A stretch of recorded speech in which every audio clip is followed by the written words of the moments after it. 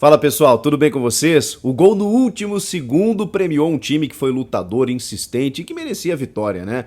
Mas sofreu mais do que devia contra o Lanterna, por conta da escalação. Chega mais, eu sou o Chico Garcia, inscreva-se no canal e vamos juntos!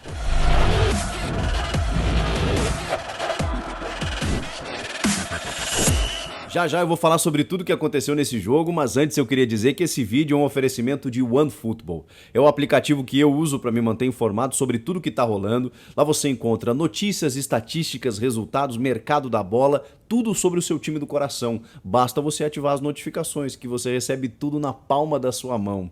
E também, claro, a transmissão ao vivo e de graça da Bundesliga, o Campeonato Alemão 2021/2022. Os jogos, os melhores momentos, os gols, os craques, tudo na tela do seu celular, ao vivo e de graça. Não perde tempo. O link tá aqui na descrição, você baixa gratuitamente, viu? E serve para qualquer celular. A gente pode olhar esse resultado de duas formas, né?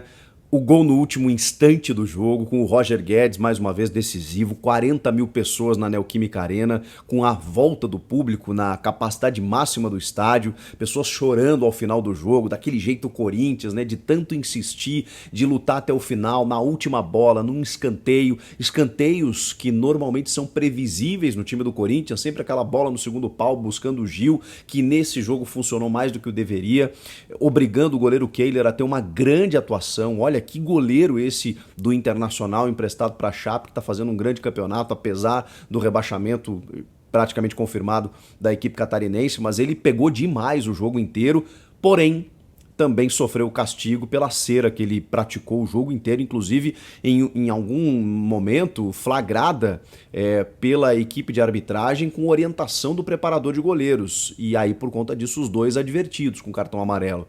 Ele tentou fazer esse antijogo por vários momentos, fica até de lição para o Kehler, né? E com isso o árbitro muito bem no jogo foi acrescendo cada vez mais o relógio. E aí muitos vão questionar esse acréscimo talvez exagerado, mas se você analisar o jogo, além das trocas e das paralisações naturais, teve esse antijogo do goleiro que acabou castigado por um gol no último instante da partida. Então assim, o Corinthians lutou, o Corinthians insistiu, o Corinthians tentou bravamente conquistar a vitória. Tudo isso é uma parte da análise. A outra é que o Corinthians sofreu demais contra o pior time do campeonato. Com um bloco baixo, recuado, com as linhas muito retraídas, um time fechado que praticamente abdicou de jogar e ainda assim criou a jogada com mais perigo no primeiro tempo, não fosse a defesa do Matheus Donelli, com a ponta dos dedos, a bola bate na trave, ele pega ela de novo. A Chapecoense ainda poderia ter feito um gol, mas assim, foi a única chegada naquele chute do Mike e depois no segundo tempo, com outra chegadinha ali que o Matheus Donelli também fez uma defesa mais segura. Nada mais do que isso. De resto, só uma equipe jogou, só a equipe do Corinthians. E aí também a gente pode analisar de duas formas. Poxa, mas a Chapecoense fechou tanta. Mas assim, gente, a Chapecoense não tem a pontuação que tem, não está em 20º, em último na tabela por acaso. Ela joga dessa forma, só que as equipes que jogam contra a Chapecoense encontram alternativas para superá-la. E o Corinthians não conseguiu. E aí vamos tentar entender o que aconteceu, né, para o Silvinho escalar o Gabriel junto do Duqueiroz no meio de campo. Ele manteve o Renato Augusto na referência, pelo menos começando a partida, tirou o Mosquito, o Adson, alguma alternativa mais de lado, né? Abriu apenas o Gabriel Pereira e o Roger Guedes, com o Juliano ali por dentro e o Renato Augusto na referência. O Duqueiroz um pouco mais avançado e o Gabriel como o primeiro homem de meio campo. Não tinha nada justificava o Gabriel como um primeiro homem, um volante marcador contra a Chapecoense, que quase não oferecia riscos ao Corinthians, ao ataque. Ou seja, você poderia abrir mão tranquilamente de um volante. Ele faz isso no segundo tempo, mas demorou, né? Demorou. O time perdeu praticamente 45 minutos, um primeiro tempo inócuo, com um volante que nada contra o Gabriel, né? Mas não tinha por que ele estar ali. O Duqueiroz faz a função de primeiro homem, um primeiro homem construtor. Se você fosse botar um jogador ali, que fosse o Cantígio, porque aí sim ele poderia começar a jogada com uma bola entre linhas, com um lance em profundidade, com uma inversão de jogo. É um jogador muito mais vertical do que o Gabriel, que não é um volante construtor. Não tinha sentido a escalação do Gabriel. E aí ele vai de novo e corrige no segundo tempo. Tô me convencendo, né?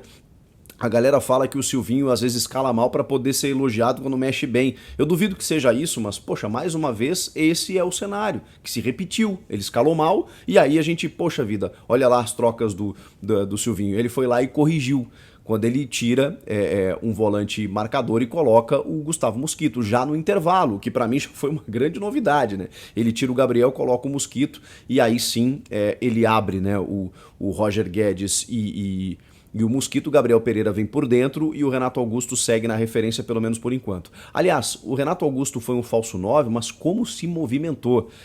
Esse jogador impressionante, né? Mesmo que o esquema tático não estivesse funcionando, ele busca alternativas dentro do campo de jogo. Tem uma capacidade cognitiva, o Renato Augusto, para jogar que é incrível, né? Você nota a inteligência dele nos movimentos. Nos movimentos, no seu posicionamento, nos pequenos toques curtos, né?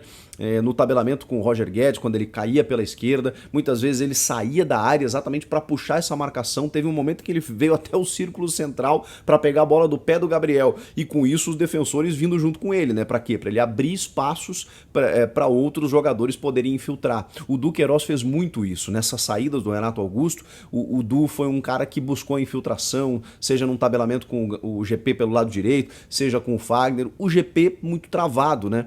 É o jogador da individualidade, mas ele não conseguiu dar seguimento nas jogadas. A Chape estava muito fechada, então você precisa criar alternativas, e o Corinthians não conseguiu sair dessa armadilha. Mérito da Chape, sim, mas também muita incompetência do Corinthians, que sofreu demais para conquistar esses 3 pontos. Aí vem o segundo tempo e, obviamente, né, a gente vê que o Corinthians só tinha uma jogada. Rodava a bola e buscava algum cruzamento. Muito pelo Gustavo Mosquito, pela entrada dele pelo lado direito, cruzando a bola e ninguém conseguindo concluir, sempre a Chape afastando, ou o Roger Guedes lá pelo lado esquerdo tentando uma jogada individual também. O Roger muitas vezes caía para o centro, caía pelo lado direito para tentar um tabelamento com o GP e com o Mosquito. Aliás, o GP saiu antes, né? Não, ele sai no finalzinho. Para tentar reforçar essa jogada pelo lado direito e mesmo assim não conseguia. Só que aí, como o time começou a chuveirar demais, aí o Silvinho só a 29 minutos do segundo tempo coloca o Jô. Que a gente pode até questionar, mas se você está chuveirando na área, que tenha um jogador dessa característica para poder corresponder. E ele faz uma jogada espetacular, num giro rápido que, olha, poucas vezes eu vi o Jô fazer isso nessa temporada, se é que vi alguma vez. E o Kehler fez mais uma defesa monumental, foi um chute muito forte, quase no ângulo, e ele foi lá buscar. O Kehler já tinha feito 2 defesas de cabeçadas do Gil e do João Vitor. E, de novo, né, escanteios que normalmente são previsíveis do Corinthians nesse jogo não foram. O Corinthians levou perigo nos escanteios, tanto que conseguiu o seu gol através de um escanteio. Já é algum alento. Mas o Kehler trabalhou demais, né? Trabalhou demais, pegou bolas dificílimas. Ele tem pelo menos essas 3 defesas, né? Do Gil, João Vitor e do Jô, muito difíceis, em que ele foi buscar. Estava determinando ali o empate da Chape e com isso o Corinthians não conseguia a vitória. Até que no último instante o Roger Guedes foi muito rápido na sua tomada de decisão, porque ele domina a bola e ele já chuta imediatamente para tirar da possibilidade do defensor tirar e tirar do alcance do goleiro também. Foi uma decisão muito, muito boa do Roger Guedes. Agora, precisava sofrer dessa forma? O Silvinho demorou, ele escalou mal e demorou para mexer. Era muito simples você tirar o Renato da referência, porque você precisava de mais criatividade no meio e trazer o Renato junto do Giuliano, talvez até com o GP por dentro, mesmo com o Jô aberto. Ou se você tirasse o GP, né, como ele acabou tirando, para colocar o Jô centralizado, para você ter mais criação ali no meio. O Du poderia naturalmente ser esse primeiro homem. Você não tinha necessidade de ter 2 volantes e quando falta essa criatividade no meio, você obriga o time a jogar pelos lados. Eu sei que tem uma jogada forte com o Gustavo Mosquito e o Roger Guedes também tem a individualidade dele pelo lado esquerdo, só que o time estava muito fechado. Então você precisa de mais alternativas. O Cantilho era uma ótima opção, o Renato Augusto vindo para por dentro mais cedo no jogo também seria uma opção. Ele tinha várias alternativas, várias opções. Só no finalzinho, aos 38, ele coloca o Adson pelo lado esquerdo ali para tentar alguma coisa. O Silvinho demora de novo, muito moroso nas trocas, na leitura de jogo, não faz todas as trocas. Podia botar o Luan, por exemplo. O Luan é um cara que circula bem a bola, que pode tentar um chute a média distância. Você tem um bloqueio humano à frente da área, tenta no chute, tenta na finalização, pode bater em alguém para escanteio. É um jogador que trabalha bem essa bola ali no meio. Se você explorar muito as pontas, a dobrada de marcação do adversário, ela faz com que você não tenha opção a não ser chuveirar. E quando você chuveira, você obviamente entrega muito mais a bola para o defensor do que para o atacante. O jogo é um só.